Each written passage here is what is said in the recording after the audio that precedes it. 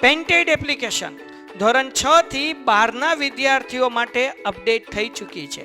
આ એપ્લિકેશનમાં શું છે? બધા જ વિષયના વિડીયોઝ છે. ગુજરાતની બેસ્ટ ફેકલ્ટી દ્વારા લાઈવ લેક્ચર્સ છે.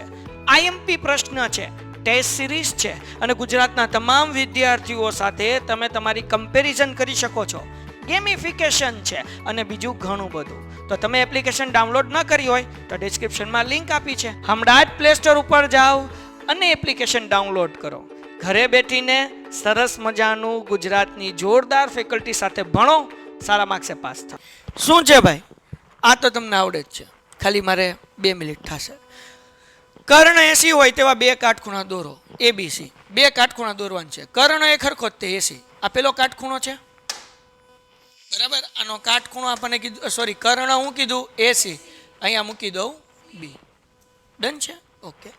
પછી આપણને શું કીધું? બીજું કયું છે? અને ADC. ADCમાં AC તો કર્ણ જ છે, બરાબર ને? તો અહીંયા એક હું લાઈન દોરી નાખું, બરાબર ને? AC શું છે? કર્ણ છે. AC આવડાય કાટખૂણાનો કર્ણ અને આવડાય કાટખૂણાનો કર્ણ, બરાબર. આવા 2 આપણને કાટખૂણા આપેલા છે. તો સાબિત કરવાનું છે કે CAD. CAD ક્યાં આવ્યું? તો કે CAD. ઓકે, આગળ એ છે CBD. તો પહેલા તો BD મારે દોરવું પડશે ને, બરાબર. અને આવડો આ ખૂણો CBD, આવડો આ ખૂણો. આ 2 ખૂણા સમાન છે. તો જરાક જુઓ, આ 2 ખૂણા સમાન જ છે એક નિયમથી. કયા નિયમથી? હું દોરું, જુઓ. આને આ વસ્તુમાં હું વર્તુળ આમ દોરી નાખું તો તમને સમજાઈ જાય. એક જ વૃત્તખંડના આવેલા 2 ખૂણા. જો હું તમને હાઇલાઇટ કરી દઉં. આ CD પાયો છે, એક DCB થી લઈ લો. હાલો જો કઈ રીતના CBD, એક આવડો ખૂણો થઈ ગયો. પછી CAD થઈ જાય કે નહીં? CBD CAD, આ 2 ખૂણા કેવા થઈ ગયા? સમાન. પણ ક્યારે થાય? તો કે જ્યારે ચક્રીય ચતુષ્કોણ હોય. ક્યારે થાય? તો આના માટે મારે પહેલા એ સાબિત કરવું પડે કે આ ABCD ચક્રીય ચતુષ્કોણ છે. શું સાબિત કરવું પડે? બોલો, શું સાબિત કરવું પડે? જો ABCD ચક્રીય ચતુષ્કોણ હોય તો આ 2 ખૂણા કેવા થઈ જાય? સમાન થઈ જાય, એક જ વૃત્તખંડ પર આવેલા ખૂણા. હા કે ના? ઓકે. ચક્રીય ચતુષ્કોણનો નિયમ શું છે? તો કે ચક્રીય ચતુષ્કોણ કોને કહેવાય? જેના સામસામેના ખૂણાનો સરવાળો 180 થાય, એને કહેવાય ચક્રીય ચતુષ્કોણ. તો બસ, તો તમને તો ખબર છે. ઘડીકા વર્તુળ લઈ લો સાઈડમાં. આ પીળો કર્યો એ જવા દો સાઈડમાં. હાલો ભાઈ, જરાક ધ્યાન રાખજો. તો આપણને દાખલામાં આપેલું જ છે ભાઈ. શું આપેલું છે?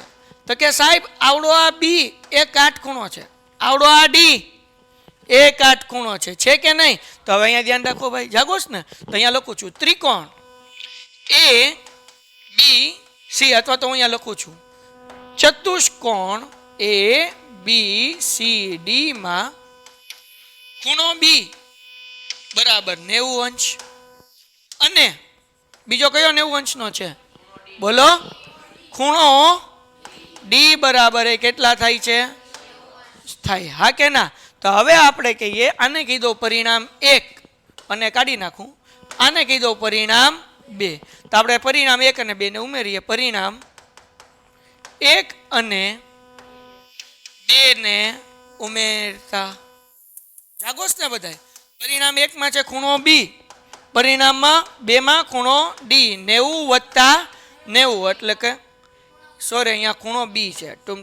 ખૂણો B વત્તા ખૂણો D. 90 + 90 એટલે કેટલા થાય? ખૂણો B વત્તા ખૂણો D = 180 થાય કે ન થાય? તો હવે એનો મતલબ એવો થાય કે આ 2 સામસામેના ખૂણાનો સરવાળો કેટલો થઈ ગયો? તો એનો મતલબ એવો થાય કે એ ચતુષ્કોણ ABCD કેવો ચતુષ્કોણ છે? કેવો ચતુષ્કોણ છે? ચક્રીય ચતુષ્કોણ છે. તો તેથી આપણે લખી શકીએ કે CAD બરાબર CBD. કૌંસમાં હું લખવાનું? એક જ વૃત્તખંડના ખૂણા. આ વર્તુળ તમને સમજાવવા માટે મૂક્યું હતું, તમારે મૂકવું હોય તો અહીંયા તમે મૂકી શકો છો. ડન છે? લ્યો દાખલો પૂરો. ઇત્તુ સાહેબ ભાઈ. Painted, Painless Learning.